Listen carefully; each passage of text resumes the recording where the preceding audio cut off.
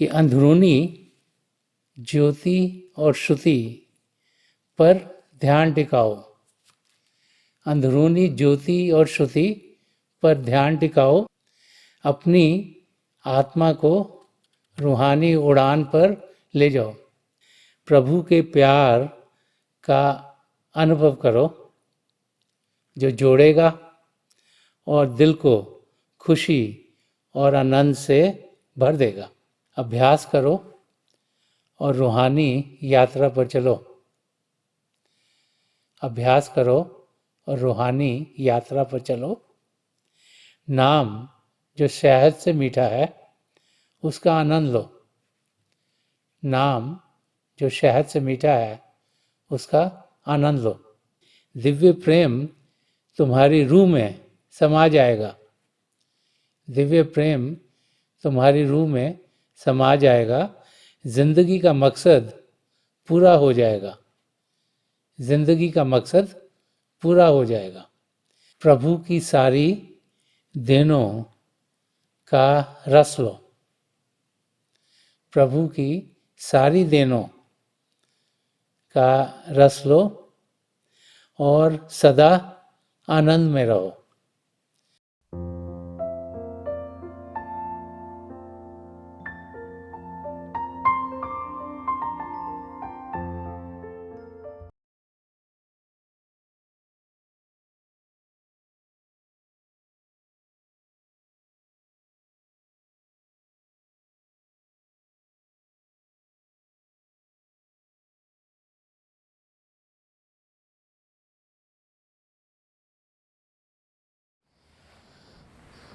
प्यारे बुजुर्गों, माताओं, भाई और बहनों, हम देखते हैं कि ज़िंदगी में जिस से हम मिलते हैं उनका बहुत गहरा असर हमारी ज़िंदगी पर होता है। एक पति का असर उसकी पत्नी के ऊपर, माँ बाप का असर बच्चों के ऊपर, भाई बहनों का असर एक दूसरे के ऊपर, फिर जिनके साथ हम रहते हैं, जिनके घर हमारे आसपास हैं, उनको जब हम मिलते हैं उनका असर हम पर होता है। ऐसे ही अगर हम बच्चे हों तो स्कूल में पढ़ने जाते हैं तो जो और बच्चों से मिलते हैं या जो हमारे टीचर्स हैं जो हमें सिखाते हैं, पढ़ाते हैं, लिखाते हैं, उनका असर हम पर बहुत होता है। और फिर जैसे इंसान बड़ा होता है, स्कूल कॉलेज में जाता है, बहुत से नए लोगों को मिलता है, तो जिससे मुलाकात करता है, जिसको मिलता है, जिससे बातचीत करता है, उसका असर इंसान पर होना शुरू हो जाता है।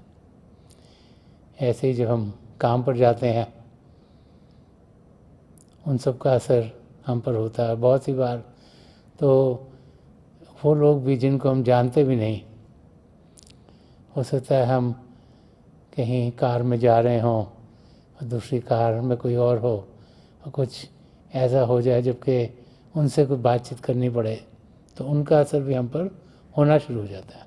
अब ज़िंदगी तो औरों को मिले बगैर गुजारी नहीं जा सकती। प्रभु ने हम सबको इस धरती पर भेजा है और हम अपने अपने घरानों में जीते हुए सिर्फ अपने घर वालों से नहीं लेकिन औरों से भी मिलते जुलते हैं। अब जब भी किसी से मिलते हैं तो 3 किस्म की चीज़ें हमारी ज़िंदगी में होती हैं।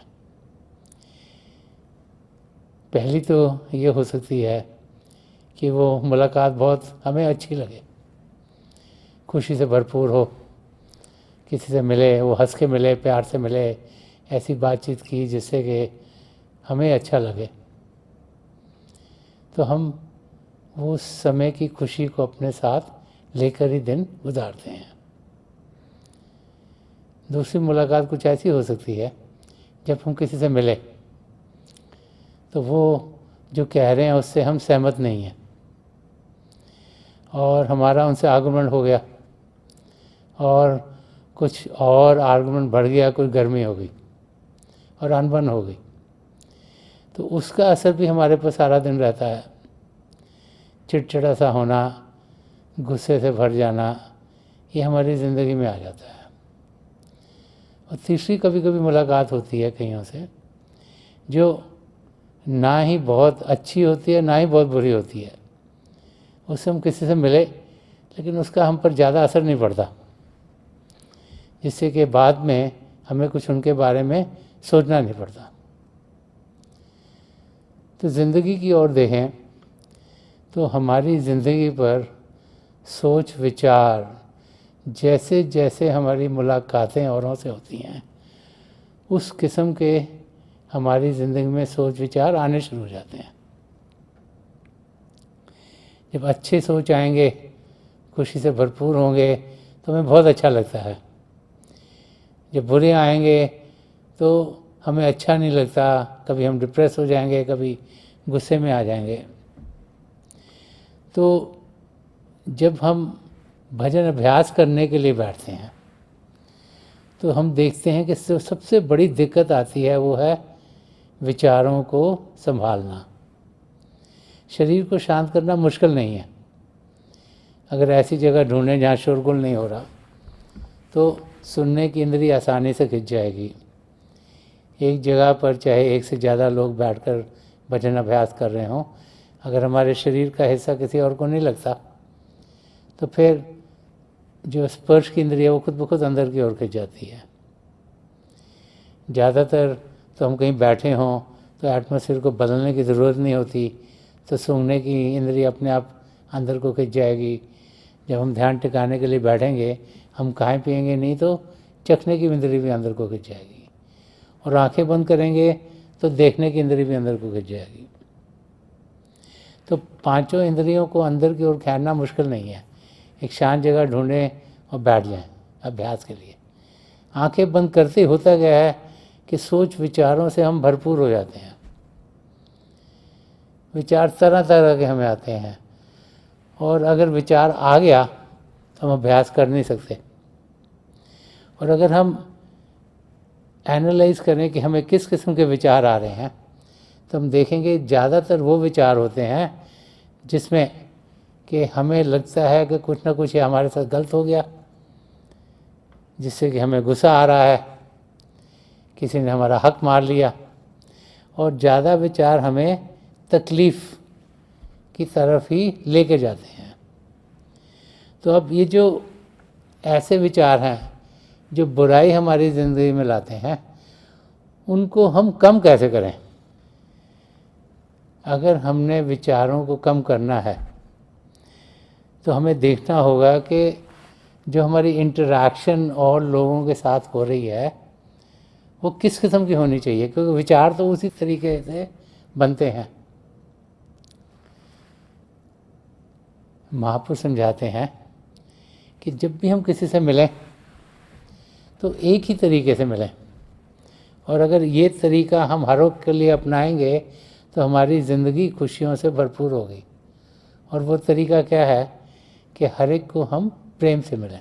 जब भी किसी को हम प्रेम से मिलेंगे तो हम देखेंगे कि वो जो बातचीत हम में हो रही होगी वो बड़ी अच्छी होगी।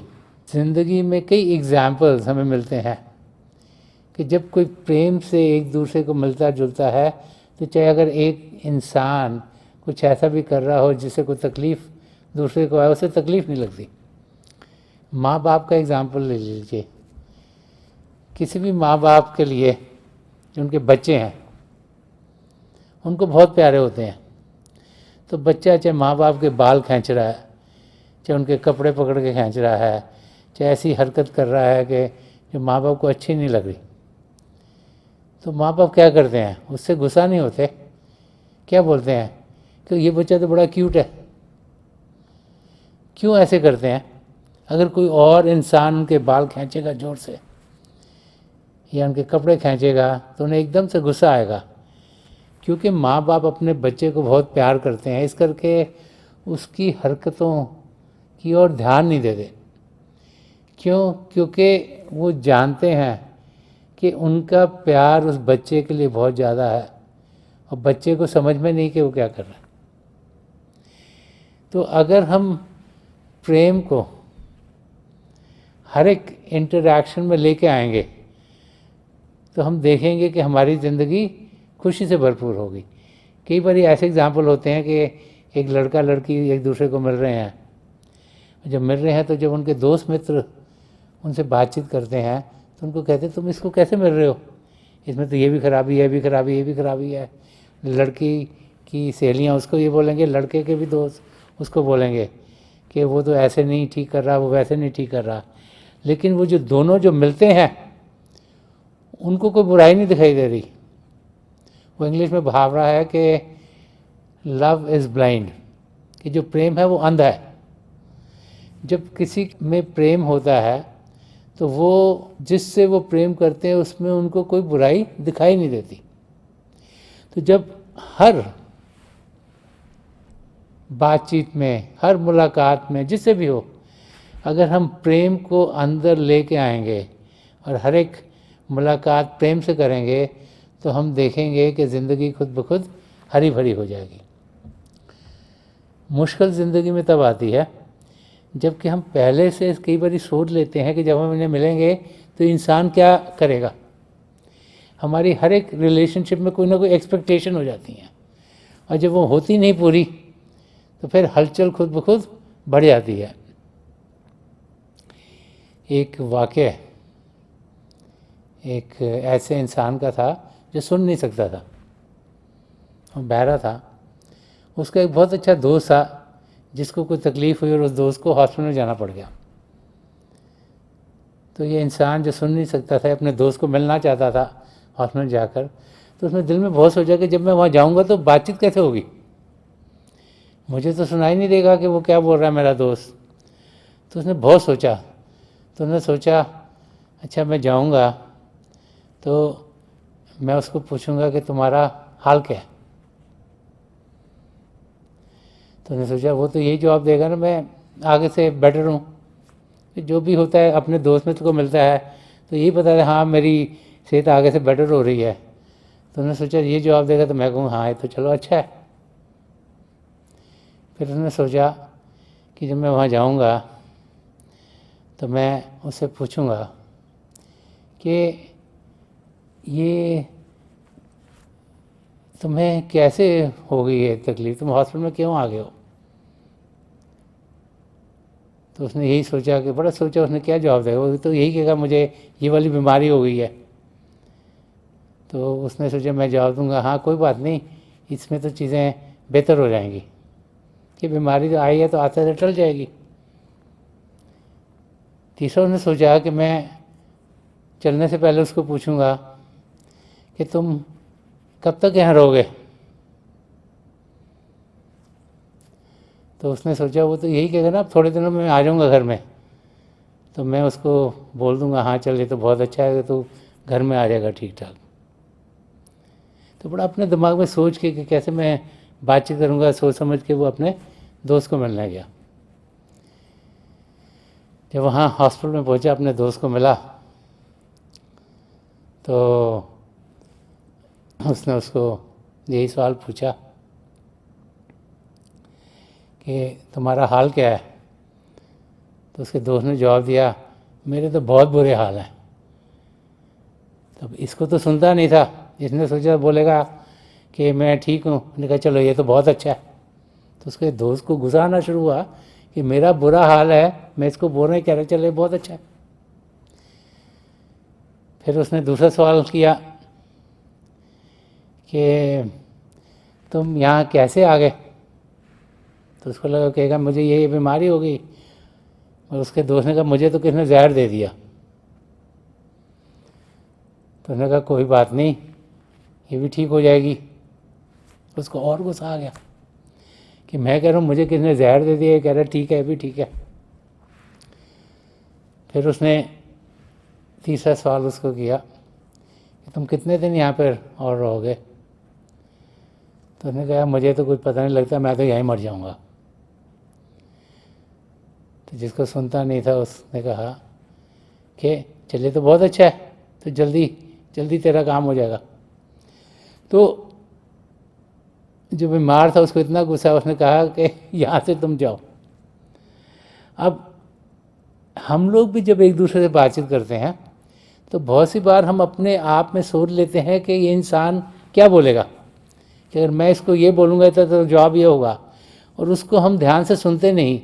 क्योंकि हमारे अंदर प्री कंसीव नोशंस होते हैं, हमारे अंदर खुद होता है कि मैं ये बोलूँगा वो ये बोलेगा, फिर मैं ये बोलूँगा वो ये बोलेगा, उसका जवाब ऐसे होगा तो मैं ऐसे करूँगा।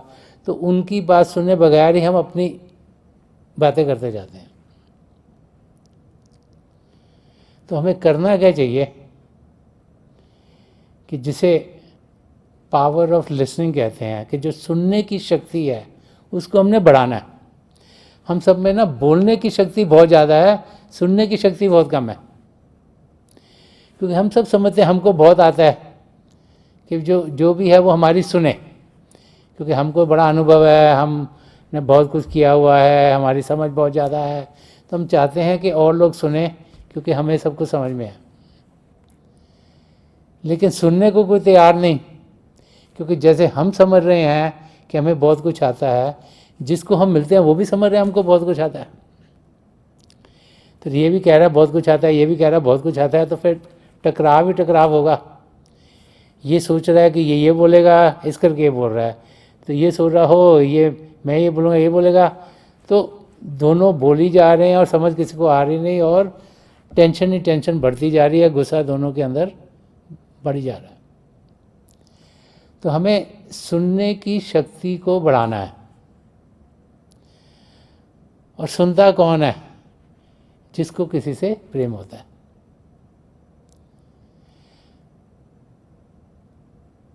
अगर हम अपनी ज़िंदगी को देखें तो हमारी ज़िंदगी में होता क्या है, जब हम सोचते हैं कि कोई हमसे कोई बड़ा है, ऊंचे ओहदे पर है, उनसे तो हम बड़े आराम से बात करते हैं। अगर आपने दफ्तर में कहीं काम कर रहे हो, ऑफिस में काम कर रहे हो, तो जो आपके बॉसेस होंगे, सुपीरियर होंगे तुम्हारे से, उनसे बड़ी अच्छी तरह से इंसान बात करता है। लेकिन जो सबॉर्डिनेट्स होते हैं उनसे हम अच्छी तरह से बात नहीं करते। क्यों? क्योंकि हम सोचते हैं हमें इनसे ज़्यादा आता है। तो प्रेम कैसे हमें मदद करता है? क्योंकि जिसके अंदर प्रेम होता है उसके अंदर नम्रता आती है, और उसे नम्रता से मिलता है।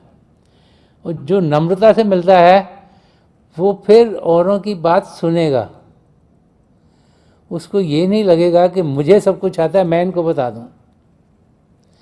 और जब हम ऐसी ज़िंदगी जीते हैं जिसमें कि जो भी हमारा मेल मिलाप होता है उसमें हम प्रेम से एक दूसरे से मिलें, नम्रता से मिलें, हम सच्चाई से मिलें। बहुत सी बार अनबन की होती है क्योंकि हम अपने आप को दिखाना चाहते हैं जो हम हैं नहीं, ताकि और लोग इम्प्रेस हो जाएं। सच्चाई से इंसान जीता नहीं, लेकिन जब सच्चाई से जिएगा तो शब्द सारे ठीक निकलेंगे। नम्रता से जिएगा बड़े प्रेम वाले शब्द निकलेंगे। जब अंदर कोई सेवा का भाव होगा, किसी का हम मददगार होने की कोशिश करेंगे, तो हमारे अंदर से भाव अच्छे निकलेंगे। लेकिन अगर हम चाहेंगे ये भी मुझे मिल जाए, वो भी मुझे मिल जाए, वो भी मुझे मिल जाए, तो हमारे बातचीत करने का तरीका अलग से होगा। तो जहाँ पे प्रेम होता है वहीं सच्चाई होती है, वहीं एक दूसरे पर इंसान को फेथ होता है, तभी प्रेम बढ़ता है। जहाँ पर प्रेम होता है वहीं नम्रता होती है। जहाँ पर प्रेम होता है वहाँ पर ही इंसान मददगार होता है। इसीलिए बार बार समझाया जाता है कि जो भी कम्युनिकेशन किसी से करें, किसी से भी बातचीत करें, वो प्रेम से भरपूर हो और उसमें पूरी पूरी कोशिश करें कि हम सुनने की शक्ति को बढ़ाएं। थोड़ा सा 1-2 सेकंड दे दें बोलने से पहले, ताकि हम ध्यान से सुनें तो सही किसने बोला क्या है, और फिर जवाब दें। ज़्यादातर क्या होता है कि उसका सेंटेंस ख़त्म नहीं होता, हमने पहले ही सोच लिया वो क्या बोल रहा है और उस पर हम जवाब दे देते हैं, और वो कुछ और कहना चाहते हैं, हम किसी और चीज़ पे जवाब देते हैं, और फिर अनबन और बढ़ती चली जाती है। तो महापुरुष समझाते हैं कि अगर हमने रूहानियत के रास्ते पर बढ़ना है, जो कि हमारा मकसद है, जो हमें करना चाहिए, तो हमें प्रेम से जीना चाहिए।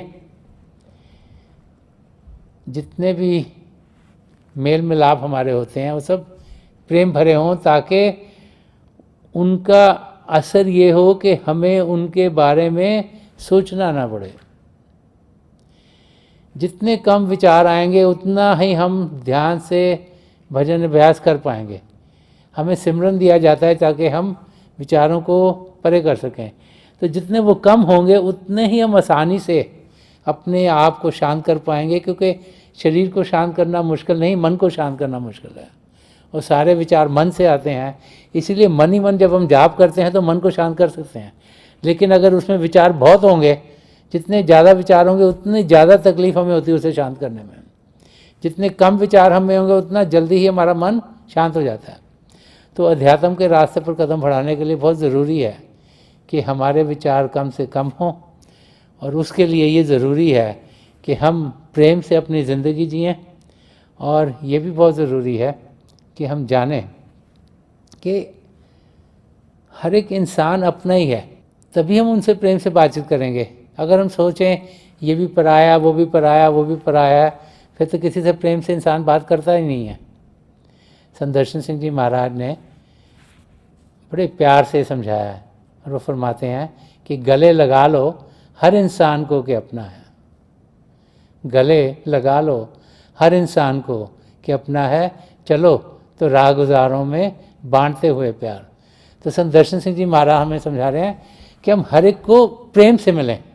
गले लगाने का मतलब क्या है कि किसी को प्रेम से मिलना, कि गले लगा लो हर इंसान को कि अपना है, कि जिसको भी मिलते हैं, चाहे वो हमारे नेबरहुड में जाता हो, चाहे काम में मिलता हो, चाहे किसी को हम जानते नहीं वो मिलता है, उनको समझे अपना ही है। और चलो तो राह गुजारों में बांटते हुए प्यार। तो जैसे हम ज़िंदगी गुजारते हैं उसमें देखिए कि हमसे सबकी ओर प्रेम जाए। जब हमसे प्रेम जाएगा तो जो हमारी बातचीत जिससे होगी वो खुशियों से भरपूर होगी।